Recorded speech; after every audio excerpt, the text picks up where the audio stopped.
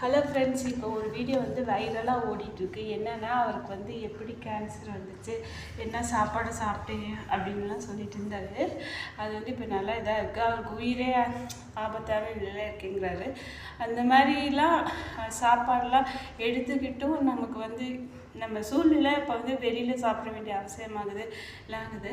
அப்போ வந்து நீங்கள் என்ன செய்யணும்னா, இந்த பாருங்கள், இந்த பழம் முல்சீத்தா, இது நாங்கள் பால் சாப்பிட்டுட்டோம்.